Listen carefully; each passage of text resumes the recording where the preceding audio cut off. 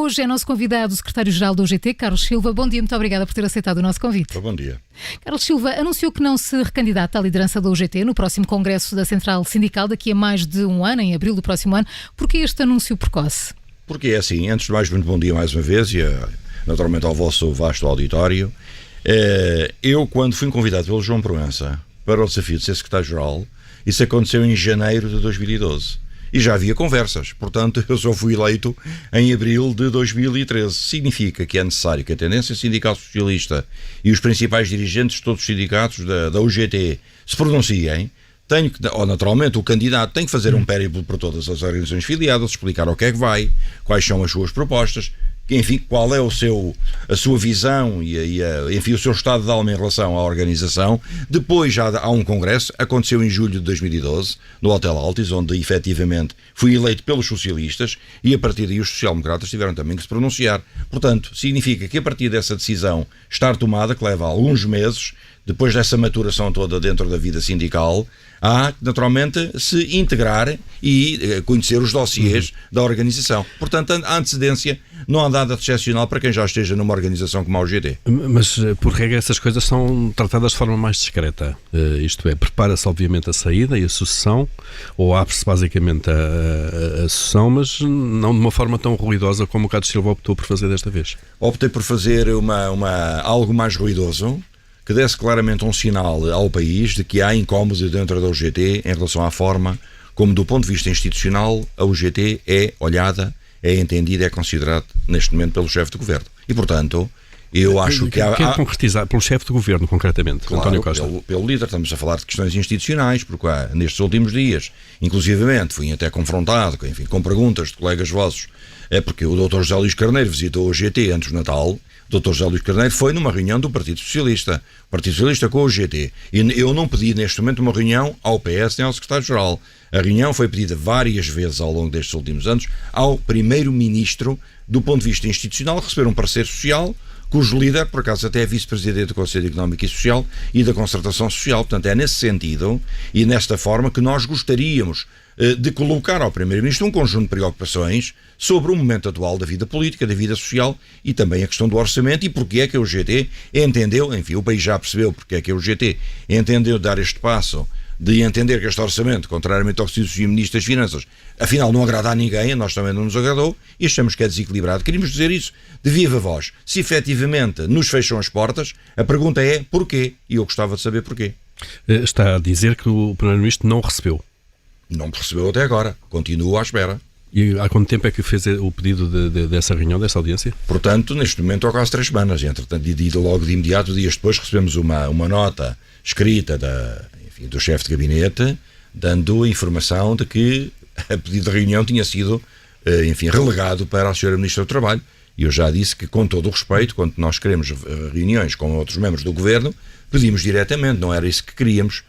Embora, naturalmente, tenhamos agora agendado uma reunião a pedido da Sra. Ministra do Trabalho e da Sra. Ministra da Administração Pública para o próximo dia 3, mas uma coisa é reunir com qualquer membro do Governo, ou até com 2 ministras em simultâneo. Outra coisa diferente é reunir com o líder, que efetivamente é o chefe da equipa, é o chefe do Governo, tanto que, na passada semana, como é de conhecimento público, também a um pedido da outra central sindical, o Sr. Primeiro-Ministro recebeu a central sindical e fez muito bem do ponto de vista institucional. Portanto, acha que isto é uma questão particular com a UGT, uma vez que tivemos essa reunião com outra central sindical, é uma questão aqui de conflito com a UGT? Vê dessa maneira? É uma pergunta pertinente, eu gostava de saber responder, quer dizer, não vale a pena eu também estar a inventar ou especular se o assunto tem a ver com a UGT ou se tem a ver comigo. É evidente que os meus colegas dentro da central sindical, sobretudo os socialistas, têm muito a ideia de que há aqui questões que têm a ver com o Carlos Silva, enquanto militante socialista, enquanto apoiante em 2014 António José Seguro, enfim, uma voz um pouco às vezes contundente em determinadas matérias e porque é que eu tomei determinadas situações, e se é esta a questão, caberia ao Sr. Primeiro-Ministro responder enquanto Primeiro-Ministro ou enquanto Secretário-Geral do PS. A mim tanto se me dá que ele responda numa ou noutra condição porque ele veste as 2 camisolas. Agora, eu não quero ser uma força de bloqueio. Eu entendo que se o problema sou eu, e não tenho a certeza que seja, portanto tive que dizer ao GD, se o problema sou eu. Como dizia o João Proença, há aqui questões que têm muito a ver com o Carlos Silva e com o António Costa diretamente, então se eu sou o problema, eu afasto-me. E portanto entendi apesar de ser relativamente jovem do ponto de vista das idades sindicais, entendi que devia dar o murro na mesa e afastar-me. Mas durante este ano que falta para a sua saída, vai continuar a ser uma voz ativa e a tentar reunir com o Primeiro-Ministro e Claro. defender a sua posição. Claro. Ou vai afastar-se também durante este ano? Não me vou afastar, vou fazer o meu trabalho. Eu já agora lembro de 2 ou 3 momentos. Nós tivemos a celebração dos 40 anos no passado mês de outubro. Esteve o Sr. Presidente da República presente. Fizemos a inauguração das nossas instalações no final de 2016. Esteve o Sr. Presidente da República presente. Tivemos a abertura do Congresso no Coliseu do Porto, onde esteve o Ministro Vieira da Silva em representação do Governo, o Vice-Presidente da Assembleia da República, Jorge Lacão, e o Sr. Presidente da República. A questão que eu coloco é: nós fazemos os convites ao Presidente da República para momentos importantes da nossa vida sindical e ao Sr. Primeiro-Ministro. O Sr. Presidente já esteve 3 vezes, o Sr. Primeiro-Ministro nunca esteve. Portanto, a pergunta que se faz é: porquê? É uma pergunta que eu acho que é pertinente, já a coloquei várias vezes, continuo a colocá-la do ponto de vista público, para perceberem se o Sr. Primeiro-Ministro pode me dizer aquilo que quiser, até numa reunião, pode estar incomodado, pode não gostar de mim, pode ser simpático comigo, não sei. Portanto, a ideia aqui é dizer ao Dr. António Costa que, enquanto Primeiro-Ministro, não deve, do ponto de vista institucional, deixar para trás um dos parceiros sociais. Mas fora desse quadro institucional, não teve conversas com António Costa? Não tive nem fora do quadro, nem dentro do PS, nem fora do PS, nem dentro da UGT, nem fora da UGT. Não tive qualquer conversa com o Dr. António Costa. Não é tornar uma questão institucional uma questão demasiado pessoal. Mesmo que a UGT seja próxima, obviamente, do PS, não é estar a misturar planos demasiadamente para lá daquilo que é uma proximidade programática. A pergunta que o Paulo faz vem exatamente ao encontro da minha preocupação. Como eu não tenho a certeza se a questão é pessoal, se não me disserem do outro lado, aqui há dois dirigentes, um ao mais alto nível do país, que é o líder do governo, e outro apenas um parceiro social, que sou eu. Somos os 2 militantes do Partido Socialista. Tivemos posturas diferentes, ele era candidato a secretário-geral, eu não era, mas apoiei o anterior. A questão aqui que se coloca é: se a questão é pessoal, eu preciso de perceber se é ou não é. Portanto, isso tem que me ser dito. E eu preferia que fosse pessoal, que fosse, enfim, diretamente, olhos nos olhos. A responsabilidade é do Carlos Silva. E eu, enfim, com o atirar o barro à parede, preciso perceber se a minha decisão está ou não está correta. Não sei se a decisão de me afastar é a mais correta. Agora, eu não posso pôr em causa a UGT se o problema for eu. E alguém tem que responder de quem é a responsabilidade. Se for minha, eu saio. Independentemente de poder ser mais discreto, dentro da central, tratar das coisas até preparar o Congresso em abril de 2021, há este caminho todo a percorrer. Agora, a questão foi menos discreta, precisamente porque eu também tenho que justificar porque é que não sou candidato. Então admite não sair da UGT, ou seja, fazer mais um mandato se entretanto essa questão ficar esclarecida e se o Primeiro-Ministro lhe disser que o problema não é da relação pessoal nem é nada consigo? Os dados estão lançados. Eu tenho, e naturalmente informei o meu Secretariado Nacional, mentiria se não dissesse que fiz alguns contactos com os líderes sindicais ou de alguns dos sindicatos da UGT, que são presididos por camaradas meus socialistas. Espero no mês de fevereiro, até depois desta convulsão da greve da administração pública no dia 30 e também da aprovação do orçamento, que é no dia 6 de fevereiro, convocar uma reunião dos principais dirigentes socialistas da UGT. E nessa altura, eles já sabem o que é que eu vou dizer. Nós, como marcámos o Congresso, a decisão está tomada, está decidido o local aqui em Lisboa, no mesmo sítio onde eu fui eleito em 2013, portanto no pavilhão do Casal Vestoso. Todo este trabalho já está feito. As coisas têm que ser trabalhadas com antecipação. E, portanto, já dei informação ao UGT que não sou candidato. Bem, podemos ter aí 1% de hipótese em 100 de ser eu outra vez. Mas eu já disse, não quero manter naturalmente esta postura e esta disponibilidade. Mas depois de informar que estaria de saída, como é que o partido recebeu essa informação?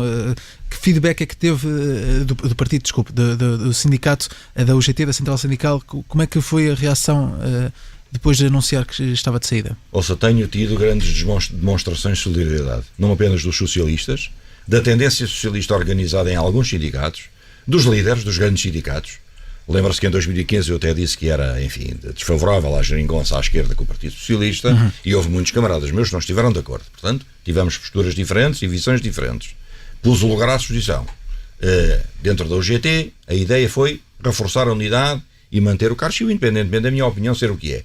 Hoje há realmente uma grande unidade dentro da central, e até que vieram ao terreiro na passada semana os dirigentes máximos dos TSTs em Secretariado Nacional para tomarem uma posição no sentido de também defender a UGT. e defender a UGT, também acabaram por defender a minha própria posição, porque, enfim, com esta publicitação toda, desta troca de galhardetes, em que, enfim, até o Presidente do Partido Socialista, numa entrevista, acabou por... Já lá vamos. Por, enfim, fazer um comentário pouco abonatório em relação à minha pessoa e em relação ao UGT, aquilo que eu vim aqui dizer é que, primeiro, não há disponibilidade minha para continuar.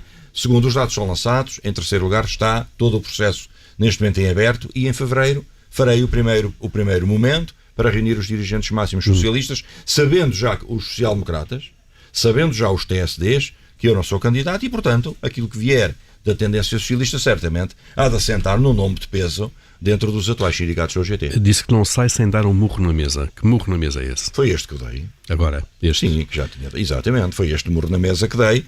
Fazer com ruído, perceber, digamos, que há aqui uma falta de reconhecimento para a enorme disponibilidade que o UGT ao longo da sua história tem tido, nomeadamente em relação à concertação social.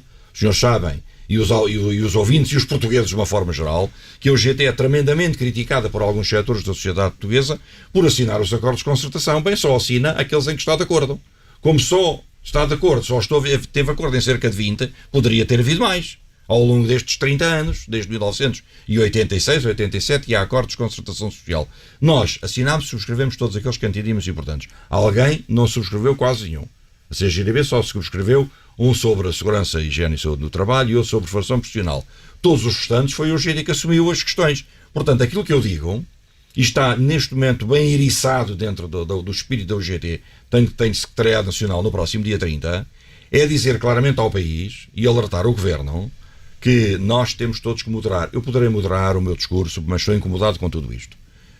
Porque acho que efetivamente não é tratar um parceiro social sendo disponível para as questões do diálogo e do compromisso. Portanto, o aviso que já fizemos é que, pela primeira vez na nossa história, a UGT foi-se abster no parecer do Conselho Económico e Social em relação ao Orçamento de Estado. Nunca tínhamos tomado uma posição de abstenção. Significa que o movimento sindical, no último plenário do Conselho Económico e Social, não votou o orçamento favoravelmente. A CGTB, como sempre, votou contra e nós abstivemos. É uma questão histórica. Eu espero que esta questão histórica não resvale também para outra questão histórica, que seria chegar à concertação social em plena discussão de eventual acordo sobre rendimentos, competitividade, e a UGT não estar disponível para assinar. Portanto, há disponibilidade dentro da UGT para fazer também, pagar caro, esta ofensa, esta humilhação que está a ser feita ao Central Sindical. A minha função é defendê-la enquanto secretário-geral. E como é que responde a Carlos César, presidente do PS, que já há pouco se referiu, quando ele, depois das suas declarações, disse que de facto a única forma de Carlos Silva ficar na história de sindicalismo talvez seja mesmo dar um murro na mesa? Bem, é uma opinião com a qual a UGT está em desacordo e eu acho que já fiz muitas coisas nestes 6 anos e meio, não só do ponto de vista financeiro, organizativo, administrativo da nova sede, mas sobretudo dos vários acordos de concertação social, entre os quais, depois de tantos anos de suspensão do salário mínimo nacional, consegui, junto ao Dr. Passos Coelho, em 2014, arrancar um acordo de concertação social para a saída do salário mínimo dos 485 aos 505. Isso é histórico e não foi com um murro na mesa.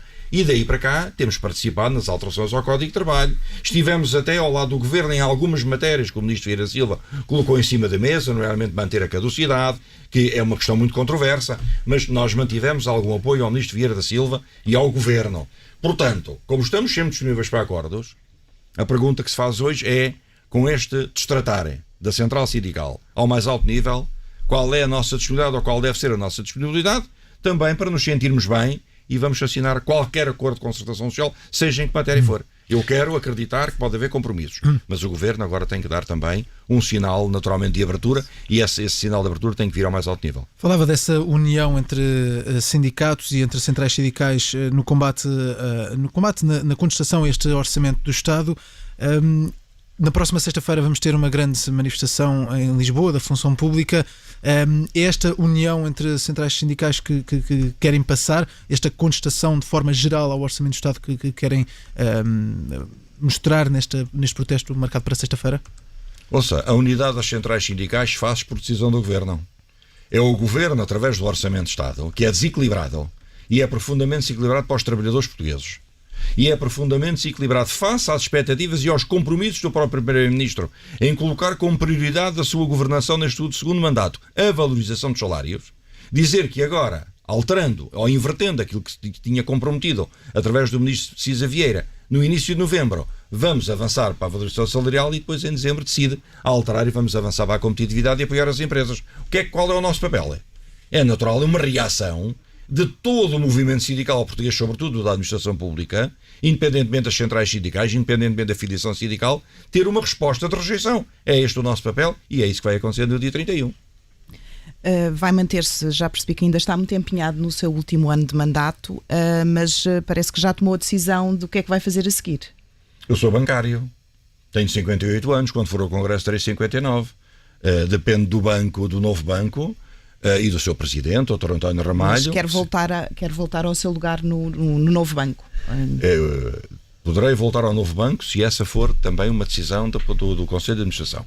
Eu não vou impor o regresso, porque tenho consciência, aliás, acho que todos temos consciência, que devido à tecnicidade daquilo que é o papel hoje do bancário nos novos momentos da revolução digital, perceber qual deve ser a sua formação ou a sua reformação quando regressar aos quadros do banco. Aguardo que a administração me diga o que vai fazer. Há quanto tempo não exerce essa profissão? Desde 2001, desde que entrei para os sindicatos bancários do centro. Há quase 20 anos.